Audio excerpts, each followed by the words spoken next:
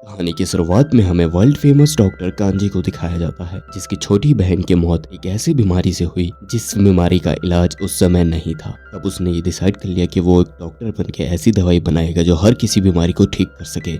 और फिर सालों की घिसाई के बाद वो एक वर्ल्ड फेमस डॉक्टर बन जाता है, जो कि अपने वादे के अनुसार एक ऐसी दवाई बनाने लग जाता है जो कि हर बीमारी का तोड़ हो। यहाँ तक कि वो कभी कभी अपने खाने पीने में भी ध्यान नहीं देता। उसका शरीर जवाब देने लग जाता है, उसके अंदर ताकत तक नहीं बचती। और फिर एक दिन अपने हॉर्स का ज्यादा इस्तेमाल करने के कारण उसका सर घूमने लग जाता है और वो एक टाइमर लगा के 40 मिनट का अपने सोफे पे ही सोने चला जाता है। और सुंदर कन्याओं के सपनों में इतना व्यस्त हो जाता है कि 40 मिनट बीतने के बाद भी उसकी आंखें नहीं खुलती और वो मर चुका होता है। लेकिन तभी एक दिन बीतने के बाद जब उसे होश आता है और ये उसकी आंखें खुलती हैं, उसके सामने एक लड़की खड़ी होती है जो कि उसे देखते ही खुश हो जाती है, जिसे सुनकर कांजी बहुत ही ज्यादा कंफ्यूज हो जाता है और वो बाहर की दुनिया देखने के लिए बेड से उतरने लग जाता है। लेकिन तभी उसकी बॉडी बहुत ही ज्यादा कमजोर हो चुकी होती है। तभी उसकी मेड उस पर बहुत चिल्लाती है और कहती है आपको आराम करना चाहिए क्योंकि आपके ऊपर बिजली गिर गई थी, जिसके कारण आप कुछ दिन के लिए कोमा में थे। फिर कांजी कहता है मुझे माफ कर दो, मुझे कुछ भी याद नहीं। और मेड फिर उसे एक आईना दिखाती है जिसमें कांजी खुद को देख के बहुत ही ज्यादा कंफ्यूज हो जाता है क्योंकि वो एक 10 साल के बच्चे के बॉडी में था। तभी मेन कैरेक्टर सोचता है कि उसे इस लाइफ के बारे में कुछ भी याद नहीं, लेकिन उसे अपने पिछले लाइफ के बारे में सब कुछ याद था, कैसे वो लास्ट टाइम सो गया था। और उसके बाद सीधा उसकी आंखें यहाँ पे आके खुली। वो बहुत ज्यादा ही कंफ्यूज हो जाता है। तभी उसे थोड़ा सा दर्द महसूस होता है और वो मेड से बोलता है क्या मैं पट्टी चेंज कर सकता हूँ। मेड तुरंत जाके उसके लिए गर्म पानी ले आती है। बैंडेज हटाते टाइम उसे अपने हाथ में एक मार्क दिखता है, जिसे देख के मेड बहुत ही ज्यादा डरने लग जाती है। हमारा मेन कैरेक्टर उसे शांत करने लग जाता है और कहता है ये शायद लाइटनिंग के कारण हुआ है। और मेड एक प्रेयर करने लग जाती है और वो कहती है ये इस बात का सबूत है कि आपको गॉड ऑफ मेडिसिन ने आशीर्वाद दिया है। गॉड ऑफ मेडिसिन का नाम सुन के वो बहुत ही ज्यादा कंफ्यूज हो जाता है और पूछता है कि ये गॉड ऑफ मेडिसिन कौन है। मेड बोलती है आप गॉड ऑफ मेडिकल को भूल गए, जिनकी पूजा आपकी फैमिली करती है।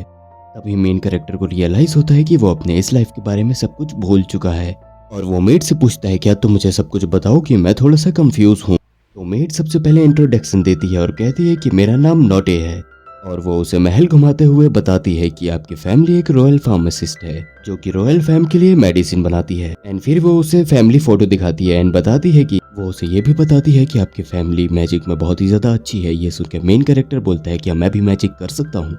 ये सुन के नोटे उससे घबराते हुए कहती है कि अब यह मत कहना कि आप मैजिक भी भूल चुके हैं, अगर ऐसा हुआ तो आपको टाउन से बाहर निकाल दिया जाएगा। जिसमें मेन कैरेक्टर कहता है कि ये सुन के वो डरने लग जाती है और फिर कहती है कि ये आप मेरे अलावा और किसी को नहीं बताएंगे।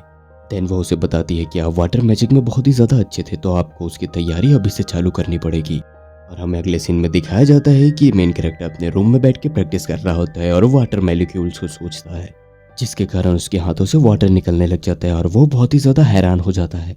पानी तो निकल आता है पर उसे कंट्रोल करना नहीं आता, तो वो जल्द सारे पानी को बाहर फेंक देता है। और नोटे बाहर ही खड़ी होती है और देख लेती है कि मेन कैरेक्टर मैजिक यूज कर सकता है और वो बहुत ज्यादा ही खुश हो जाती है। फिर मेन कैरेक्टर यहाँ पे नहीं रुकता, वो और भी मॉलिक्यूल्स निकालने की कोशिश करता है और वो उन्हें निकाल भी पा रहा होता है एंड दूसरे हाथ से वो उन्हें अरेंज भी कर रहा होता है। तभी लोटे उसके पास आती है और उसे उसकी लाइब्रेरी को दिखाने के लिए ले जाती है। तभी वो बताती है कि यहाँ पे रखी सारी किताबें आप पढ़ चुके हो, जिनमें से वो एक बुक उठा के उन्हें पढ़ने की कोशिश करता है और सरप्राइजिंगली वो उस लैंग्वेज को पढ़ पा रहा होता है। इसके बाद मेन कैरेक्टर अपने फैमिली के साथ डिनर करने जाता है, जिसे देखकर उसके फादर कहते हैं कि मुझे बहुत ज्यादा अच्छा लगा कि तुम ठीक हो चुके हो, लेकिन मैंने तुमसे वादा किया था कि मैं तुमसे कुछ क्वेश्चन पूछूंगा, तो अब उसका टाइम आ चुका है। इस पर उसकी मदर कहती है कि अब ये ठीक होकर आया है तो कुछ देर बाद पूछ लीजिएगा। जिसपे मेन कैरेक्टर कहते हैं कि चिंता मत कीजिए, मैं सब कुछ बता दूंगा। उसके फादर उससे सवाल करना शुरू कर देते हैं, जिसका कि जवाब हमारा मेन कैरेक्टर बखूबी ही देता है। उसके फादर कहते हैं कि तुम पूरी तरीके से ठीक हो चुके हो, तो अब तुम दोबारा अपनी ट्रेनिंग शुरू कर सकते हो।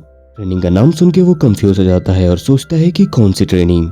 फिर भी वो उसके लिए हाँ कर देता है और अगले दिन वो अपने पर्सनल ट्यूटर एलिन से मिलता है, जो कि उसे मैजिक सिखाती है। यहाँ पर एलिन उसे देखते ही उस पर शक करने लग जाती है, क्योंकि पहले मेन कैरेक्टर उससे अच्छे से बात नहीं करता था और अब वो बहुत ज्यादा ही काइंड हो चुका है। वो उसे बताता है कि लाइटनिंग की वजह से मेरी मेमोरी फ्रीज हो चुकी है, जिसकी वजह से मुझे ज्यादा कुछ याद नहीं।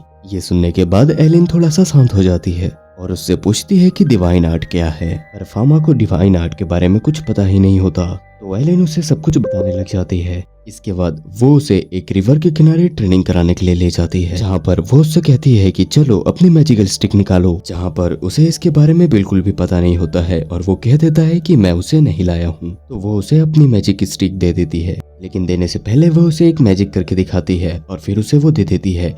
लेकिन वो उसे देखते ही इतनी खतरनाक मैजिक करता है कि एलिन डरने लग जाती है और वो उसे पहले चेक करने लग जाती है और उसके बाद वो उसकी मैजिक को नापने के लिए उसके हाथ में एक टूल पकड़ा देती है जो कि मैजिक मेजर करती है, जिसके बाद मेन कैरेक्टर जैसे ही अपनी माना उसमें डालने लग जाता है वैसे ही वो मैजिक टूल टूट जाता है, जिसे देख के एलिन की और ज्यादा ही फट जाती है और वो दहशत में आ जाती है क्योंकि इतना खतरनाक मैजिक किसी गॉड के पास ही हो सकता है।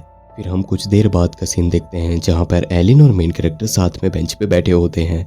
फिर भी वो दहशत में होती है और उसे शांत कराने के लिए मेन कैरेक्टर उसे हंसाने की कोशिश करता है और वो हंसने भी लग जाती है, मगर तभी ही मेन कैरेक्टर को अपनी नई एबिलिटी के बारे में पता चलता है जिसकी मदद से वो किसी भी व्यक्ति के इंजरी के बारे में पता कर सकता है। तो वो यहाँ पर एलिन को स्कैन करने लग जाता है। उसे पता चलता है कि एलिन की आंखों में और उंगलियों में दिक्कत है। तभी वो डायरेक्ट जाके उसकी उंगलियों को पकड़ लेता है और कहता है तुम्हारे हाथों में दिक्कत है। इस पे वो हैरान होकर मेन कैरेक्टर से पूछती है कि तुम्हें कैसे पता चला, जिसपे मेन कैरेक्टर कहता है कि मैंने अपने हाथों को यूं किया तो तुम्हारी उंगलियां ग्लो करती हुई दिखी। जिसे सुनने के बाद वो बुखला जाती है और कहती है कि ये ताकत तो किसी नॉर्मल इंसान के पास नहीं हो सकती। और इसी के साथ ये पहला एपिसोड खत्म होता है। अगर आप लोगों को इसका दूसरा एपिसोड भी चाहिए तो जल्दी से कमेंट करिए और वीडियो को लाइक करिए। मैं मिलता हूँ अगले वीडियो के लिए, तब तक के लिए बाय बाय।